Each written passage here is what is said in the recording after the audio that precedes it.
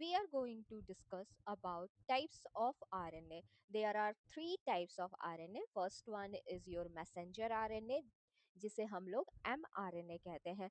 Next is your ribosomal RNA, जिसे कि हम लोग rRNA कह रहे हैं. Next one is your transfer RNA, tRNA. सो यहाँ से आप लोग इसके नाम से ही आप लोग समझ गए होंगे कि ये आरएनए का फंक्शन क्या होता होगा. जैसे कि आपका दिया है ट्रांसफर, जैसे कि आपका यहाँ पर दिया है ट्रांसफर आरएनए, यहाँ पर आप लोगों का दिया है ट्रांसफर आरएनए या फिर टीआरएनए. तो ट्रांसफर आरएनए किसी भी चीज को one place to another place transfer करने का फंक्शन कर रहा होगा.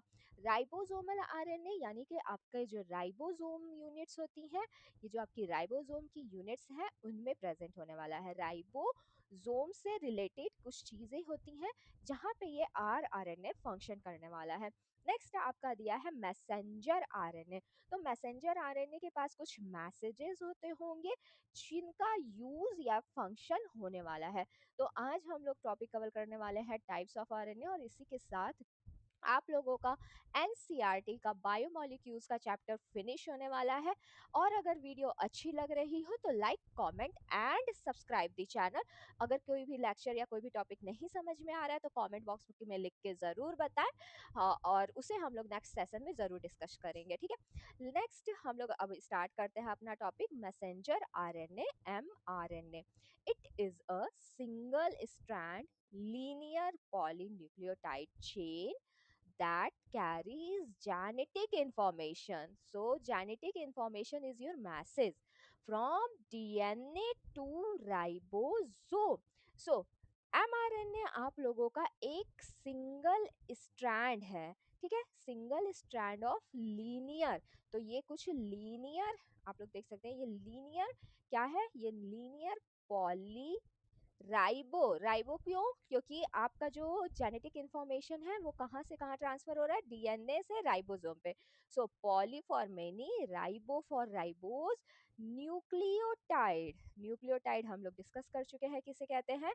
सो it is polyribo nucleotide. MRNA is your polyribo nucleotide which carries some messages, जिसको कि हम लोग जेनेटिक इंफॉर्मेशन कह रहे हैं. इट कैरीज सम मैसेजेस, यानी कि genetic information from DNA to ribosome. DNA से राइबोसोम तक कुछ मैसेज कैरी कर रहा है. कौन कैरी कर रहा है, एमआरएनए, जो आपका सेंट्रल डोग्मा होता है डीएनए टू आरएनए. तो ये आरएनए एमआरएनए ट्रांसक्रिप्ट का फॉर्मेशन होता है, जिससे कुछ इन्फॉर्मेशन, जिसके पास डीएनए की कुछ इन्फॉर्मेशन होती है जो आरएनए के फॉर्म में ट्रांसक्रिप्ट होती है, और फिर वो राइबोसोम के पास जाती है. ठीक है, तो यही लाइन आपको एक्सप्लेन कर रही है कि carries genetic information from DNA to ribosome at 3 5 prime end is a UTR region, जिसको कि हम लोग क्या कह रहे हैं, untranslated region contain no genetic information for polypeptide synthesis. तो यहाँ पे 5 प्राइम यूटीआर, यहाँ पे एमआरएनए का स्ट्रक्चर दिया हुआ है, systematic representation of typical prokaryotic mRNA. तो ये किस तरह का एमआरएनए है, प्रोकैरियोटिक एमआरएनए है, जहाँ पे यहाँ आपका 5 प्राइम एंड पर कुछ आपके 5 प्राइम यूटीआर्स प्रेजेंट होते हैं, और 3 प्राइम एंड पर आपके कुछ 3 प्राइम यूटीआर प्रेजेंट होते हैं अनट्रांसलेटेड रीजन, जहाँ पे किसी भी तरह का जेनेटिक इंफॉर्मेशन नहीं होता है. तो यहाँ पे क्या होता है आपका, नो जेनेटिक इंफॉर्मेशन, किसी भी तरह का जेनेटिक इंफॉर्मेशन नहीं होता है. किसके लिए, अमाइनो एसिड्स जो होते हैं, पॉलीपेप्टाइड्स होते हैं, उनकी सिंथेसिस के लिए. किसके लिए, यानी यहाँ पे किसी भी तरह के कोडॉन्स प्रेजेंट नहीं होने वाले हैं, कोई भी फंक्शनल कोडॉन्स नहीं होने वाले हैं जो कि आपका पॉलीपेप्टाइड की सिंथेसिस कराएं. It is followed by initiation codon. तो यहाँ पे आपका कुछ इनिशिएशन कोडॉन्स होते हैं. इनिशिएशन कोडॉन्स क्या होता है, ये हम लोग हायर क्लास में पढ़ने वाले हैं. ये कोडॉन ट्रिपलेट्स के फॉर्म में होते हैं. यहाँ पे कुछ इनिशिएशन कोडॉन हो रहे हैं. यहाँ पे आप देख सकते हैं एक ट्रांसक्रिप्शन स्टार्ट साइट होता है, ठीक है, जिसे हम लोग +1 कह रहे हैं. इसके लेफ्ट साइड में आप लोगों का जहाँ से ट्रांसक्रिप्टर यानी फर्स्ट न्यूक्लियोटाइड अटैच होता है उसे हम लोग ट्रांसक्रिप्शन स्टार्ट साइट कहते हैं। इसके लेफ्ट इसके राइट साइड में आप लोग डाउन स्ट्रीम प्रोसेस कहेंगे और इससे लेफ्ट साइड में आप लोग अप स्ट्रीम प्रोसेस कहते हैं, ठीक है, अप स्ट्रीम। ये सब क्या होता है, ये सब हम लोग हायर क्लासेस में डिस्कस करने वाले हैं या फिर फर्दर इस चैप्टर इसके बाद अपकमिंग चैप्टर्स में डिस्कस करेंगे। तो यहाँ से आप लोग सिर्फ ये याद रखिए कि कुछ ट्रिपलेट कोडॉन होते हैं जिन्हें हम लोग क्या कहते हैं, इनिशिएशन कोडॉन। तो यहाँ पे आपका क्या प्रेजेंट होने वाला है, इनिशिएशन कोडॉन प्रेजेंट होने वाला है, जहाँ से आप लोगों का को जो जेनेटिक इंफॉर्मेशन है उनका जो पॉलीपेप्टाइड की सिंथेसिस है वो स्टार्ट होगी, ठीक है। तो यहाँ आपका इनिशिएशन कोडॉन होने वाला है और फिर आपका इस रीजन में एक स्टॉप कोडॉन होने वाला है, ठीक है। तो यहाँ पे आप लोगों का इनिशिएशन कोडॉन होगा और स्टॉप कोडॉन होगा। स्टॉप कोडॉन जब आप लोगों का ट्रांसक्रिप्शन स्टॉप करने का जो मैसेज होता है वो कोडॉन के फॉर्म में, कोड के फॉर्म में प्रेजेंट हो तो उसे हम लोग स्टॉप कोडॉन कहते हैं। और अगर स्टार्ट करने का कोई मैसेज हो और जो कि कोड के फॉर्म में हो तो उसे हम लोग इनिशिएशन कोडॉन कह रहे हैं, ठीक है। तो यहाँ से यहाँ तक आप लोगों का इनिशिएशन कोडॉन और स्टॉप कोडॉन क्या होता है वो समझ में आ गया होगा। और ये वाला जो रीजन है जहाँ पे आप लोगों का पॉलीपेप्टाइड चेन्स का फॉर्मेशन हो रहा है उस पूरे रीजन को हम लोग क्या कहते हैं, कोडिंग रीजन। इसमें आपका स्टॉप कोडॉन एक्सक्लूडेड है, यानी स्टॉप कोडॉन को हम लोग कंसीडर नहीं करेंगे कोडिंग रीजन में। तो यहाँ पे आप लोग देख सकते हैं 3 तरह के रीजन प्रेजेंट होते हैं, initiation codons, coding reasons. Coding region के पास कुछ इंफॉर्मेशन होगी जो कि पॉलीपेप्टाइड की सिंथेसिस में हेल्पफुल होगी, और फिर कुछ स्टॉप कोडॉन्स होंगे। At the 3 prime end is present another UTR जिसे हम लोग 3 प्राइम यूटीआर कह रहे हैं। इन यूकैरियोटिक, क्योंकि ये क्या है आपका प्रोकैरियोटिक एमआरएनए है, यूकैरियोटिक एमआरएनए में क्या होता है, हम in eukaryotic mRNA 5 prime end contain guanylate which is methylated at its N7। तो आपके पास क्या होने वाला है, 5 प्राइम एंड पे ग्वानिन प्रेजेंट होने वाला है, आपके पास 5 प्राइम एंड पे ग्वानाइलेट प्रेजेंट होने वाला है जिसके N7 यानी नाइट्रोजन नंबर 7, जिसकी रिंग में नाइट्रोजन नंबर 7 आपका मिथाइलेटेड यानी मिथाइल ग्रुप कंटेन करने वाला है, ठीक है।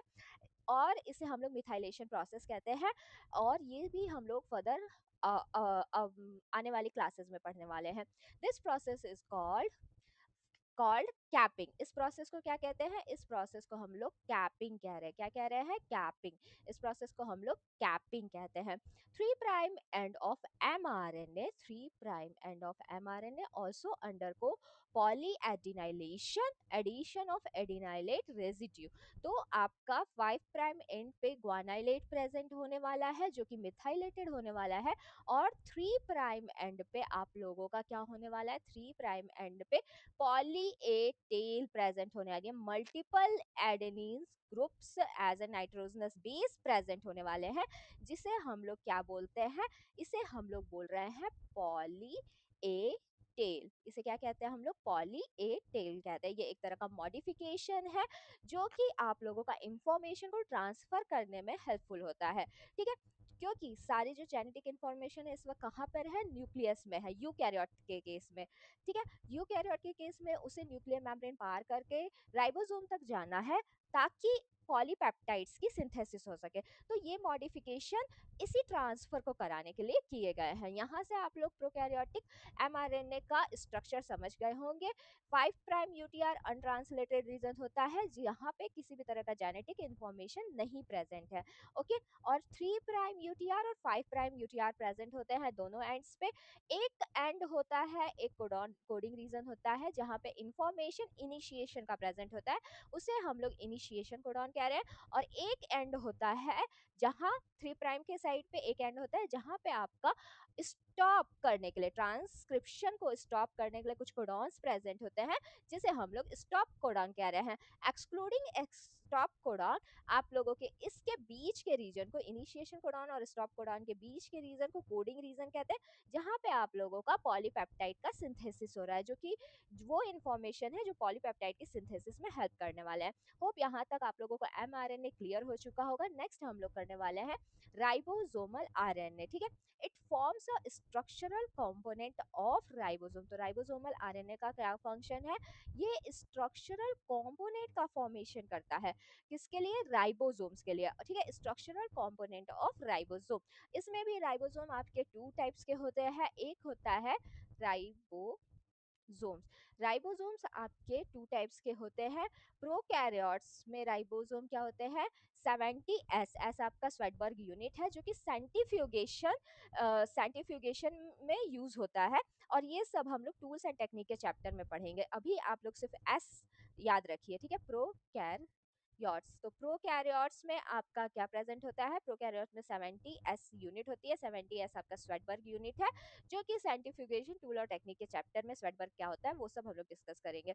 यूकैरियोट्स, यूकैरियोट्स में आपका 80S का राइबोसोम प्रेजेंट होता है। अब ये 70S और 80S क्या होते हैं, यहाँ पे आपकी दो राइबोसोमल यूनिट्स प्रेजेंट होती है, ठीक है। और ये राइबोसोम्स किससे बने हैं, आरएनए और प्रोटीन्स के बने हैं, ठीक है। तो ये आपका 70S, एक यूनिट को हम लोग लार्जर सब यूनिट कह रहे हैं, क्या कह रहे हैं, लार्ज सब यूनिट, और इसकी अनदर यूनिट को हम लोग क्या कह रहे हैं, स्मॉलर सब यूनिट। लार्जर सब यूनिट एंड स्मॉलर सब यूनिट, सेम कंडीशन होती है आपके यूकैरियोट्स के भी केस में, दो सब यूनिट्स प्रेजेंट होती है, एक लार्जर सब यूनिट, एक स्मॉलर सब यूनिट, एज फॉर स्वेटबर्ग है, ठीक है। यहाँ से होप आप लोगों को राइबोसोम का बेसिक स्ट्रक्चर का आइडिया मिल चुका होगा कि प्रोकैरियोट्स में 70S राइबोसोम्स प्रेजेंट है और यूकैरियोट्स में आपका 80S राइबोसोम प्रेजेंट है। 70S prokaryotic ribosome have 70S prokaryotic ribosomes के पास क्या होता है, 60S आरआरएनए इन स्मॉलर सब यूनिट जो कि आपका 30S का है। तो आपका दो यूनिट डिवाइड होते हैं किसमें, यहाँ पे आपका ये यूनिट 30S में डिविजिबल है, मतलब 30S में डिवाइड है, और ये यूनिट 50 यानी 70 को डिवाइड किया गया है टू फॉर्म में, एक 30S और एक 70S। नेक्स्ट जो आपका स्मॉलर सब यूनिट है ये किसका बना हुआ है, 60S आरआरएनए का बना है, किसका बना है, 60S rRNA. Same with larger सब यूनिट, लार्जर सब यूनिट आपका किसका बना है, 20, ये किसका बना है, 23S और 5S are are N A का बना है, ठीक है। तो ये दोनों सब यूनिट यहाँ से होप आप लोगों को क्लियर हो चुका होगा कि लार्जर सब यूनिट आपका किसका बना है, 23S आर एन ए का और प्लस 5SR आरएनए का। और ये आरएनए याद रखिएगा क्योंकि मल्टीपल चॉइस क्वेश्चन में ये पूछे जाते हैं, ठीक है। तो लार्जर सब यूनिट किसका बना है, 23SR आरएनए और 5SR आरएनए। स्मॉलर सब यूनिट बना है 16SR आरएनए। नेक्स्ट है आप लोगों का सेम विथ यूकैरियोटिक सिस्टम यानी यूकैरियोटिक राइबोसोम्स जो कि आपका टोटल 80S का होता है और सेडिमेंटेशन रेट होता है स्वेटबर्ग यूनिट जो कि आप लोग पढ़ने वाले हैं सेंट्रीफ्यूज में। नेक्स्ट है आप लोगों का 80S यानी यूकैरियोटिक राइबोसोम के बारे में बात हो रही है, has 80S RNA in smaller सब यूनिट। 80S आरएनए प्रेजेंट होता है 18S आरएनए किसमें, स्मॉलर सब यूनिट में, ठीक है। 18S आरएनए का बना होता है स्मॉलर सब यूनिट और लार्जर सब यूनिट आपका 60S। लार्जर सब यूनिट किसका बना है, कितने टोटल कितना स्वेटबर्ग यूनिट है इसकी, 60S और ये बना होता है 28S, ये बना होता है 28SR RNA 5SR RNA और 5.8SR RNA, 5.8SR RNA और 5SR RNA। तो ये तीनों आरएनए मिलके आपका लार्जर सब यूनिट को बना रही हैं और ये आरएनए आपका स्मॉलर सब यूनिट को बना रही हैं। तो होप यहाँ से आप लोगों को प्रोकैरियोटिक और यूकैरियोटिक राइबोसोम्स क्लियर हो चुका होगा। एक क्वेश्चन है यहाँ पे आप लोगों से कि प्रोकैरियोट्स में तो हमेशा क्या प्रेजेंट होने वाला है, प्रोकैरियोटिक सिस्टम में आपका हमेशा 70S आरएन 70S का राइबोसोम्स प्रेजेंट होने वाला है, 70S राइबोसोम्स। और यहाँ पे आप लोग को बताना है कि eukaryotic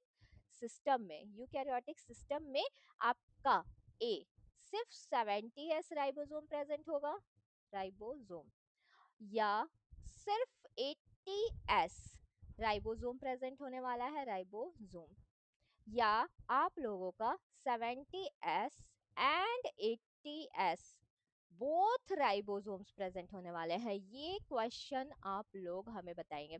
70s 80s both ribosomes present होने वाला, राइबोसोम्स। ये क्वेश्चन आप लोग कमेंट बॉक्स में लिख के जरूर बताएंगे। नेक्स्ट वीडियो सेशन में इसका आंसर जरूर मिलेगा आप लोगों को। ओके, सो ये एक बहुत ही इंपॉर्टेंट क्वेश्चन है जो कि आप लोगों को आंसर करना है, कमेंट बॉक्स में लिख के जरूर बताएं। और अगर वीडियो अच्छी लग रही हो तो like, comment and subscribe the channel. Next है आप लोगों का transfer tRNA. These are small RNA molecules. ये स्मॉल आरएनए मॉलिक्यूल्स होते हैं जो कि ट्रांसफर करते हैं अमाइनो एसिड्स को राइबोसोम्स पे during protein synthesis.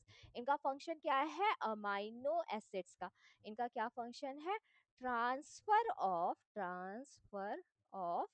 Amino acid to ribosomes during protein synthesis, during protein synthesis. Okay, यहाँ से हमेशा याद रखिएगा टीआरएनए का क्या फंक्शन है।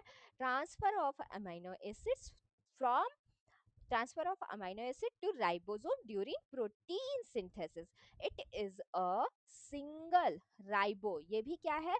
राइबो पॉलीन्यूक्लियोटाइड चेन है, folded to form four arms. यहाँ पे आप लोग फोर आर्म्स देख सकते हैं इस टीआरएनए का। यहाँ पे टीआरएनए मॉलिक्यूल दिया है, यहाँ पे आप फोर आर्म्स देख सकते हैं, first arm, second, third and fourth arm. Okay, tRNA में आपके फोर आर्म्स प्रेजेंट होते हैं। The acceptor arm has C A sequence. ये सीक्वेंस याद रखिएगा क्योंकि एमसीक्यू में पूछा जाता है। एक्सेप्टर आर्म के पास कौन सा सीक्वेंस होता है? सी ए एट 3' एंड। कहाँ पे? 3' एंड पे।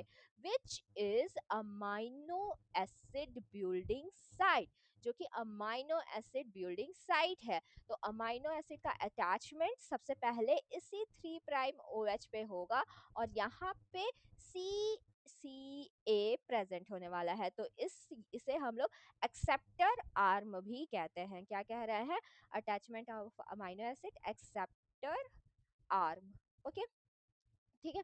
यहाँ से होप आप लोगों को ये चीजें क्लियर हो चुकी होंगी। एक्सेप्टर आर्म क्या है? सी ए का सीक्वेंस है जो कि 3' OH पे प्रेजेंट होने वाला है और यहाँ पे अमाइनो एसिड का अटैचमेंट यानी बाइंडिंग साइट है। The anticodon arm has anticodon a set of 3 bases.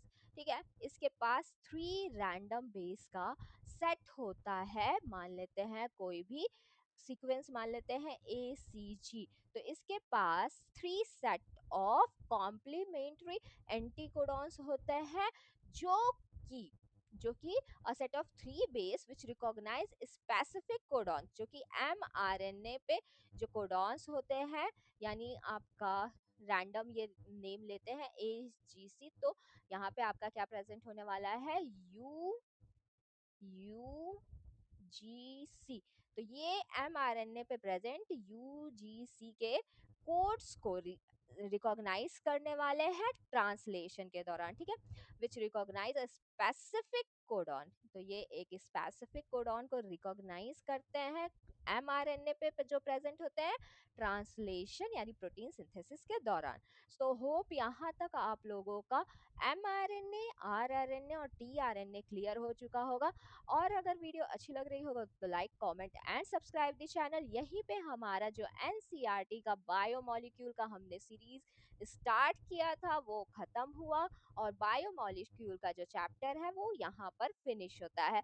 Next यहाँ पे कुछ क्वेश्चन दिए हैं, ये पहले खुद से कीजिएगा और अगर कुछ ना आए तो कमेंट बॉक्स में लिख के जरूर बताइएगा। ओके, यहाँ